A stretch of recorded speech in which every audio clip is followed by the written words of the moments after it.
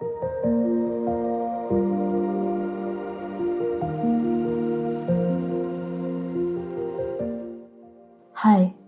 and welcome to The Third Spring, a podcast where we talk about women's health, aging with strength, and navigating the seasons of womanhood through the lens of being an Asian woman. My name is Evey, and I'm excited, and honestly a little nervous to be sharing this with you. So, why did I start this podcast? It began with the women in my life. It started with my grandma, who means the world to me. For most of her life, she was a warrior. She grew up without her parents, survived the Indochina War and the Vietnam War. She became an entrepreneur in Vietnam at a time when almost everything was state-owned. She was independent, sociable, and had an incredible gift for storytelling. She could turn even the most mundane event into a captivating tale. In her 80s, she had a fall and fractured her hip, and then it happened again. Her mobility became seriously limited. Now she can barely walk and spends most of her time in bed needing round-the-clock care. Her body is frail, and as she moves less, her mind is less engaged. It is really obvious that she is experiencing cognitive decline. I always assumed this was just part of aging. You get old, you get frail, and one day you can't live independently anymore. The statistics seem to back this up.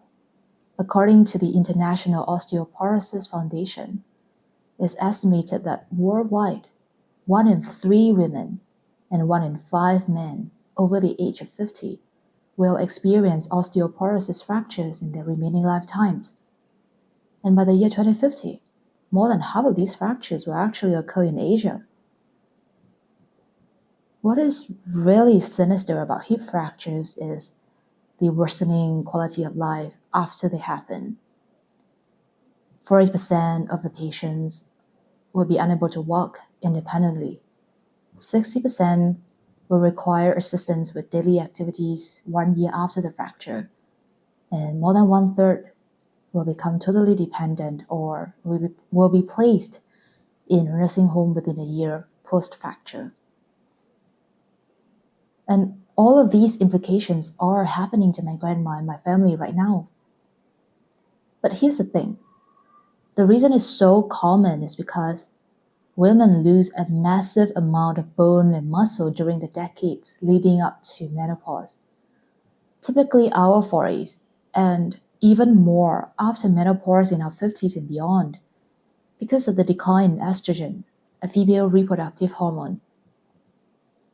The epiphany for me was realizing that my grandma's condition might have been preventable if she had access to the right tools and knowledge back in her 30s and 40s. Another reason I started this podcast is my mom.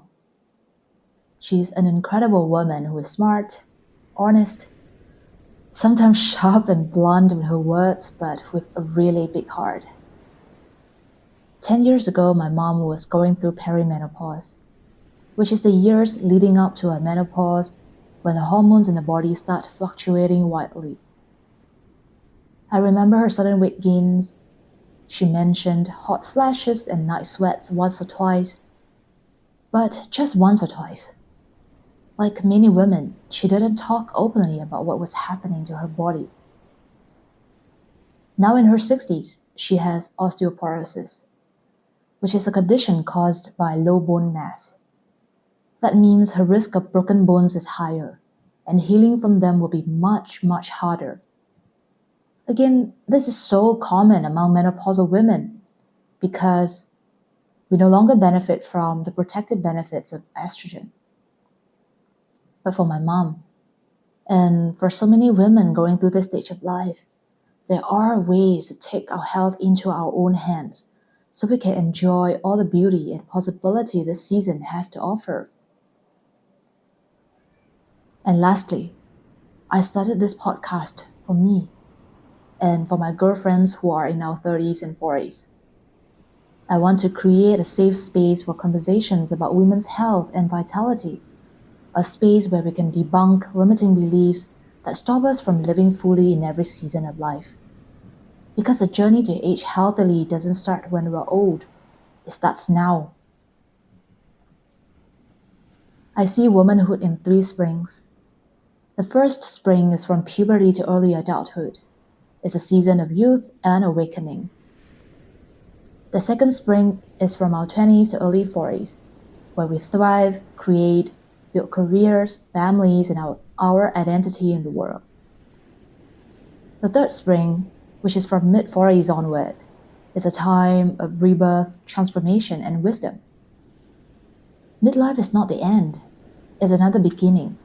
It's a time of power, freedom, and intentional living.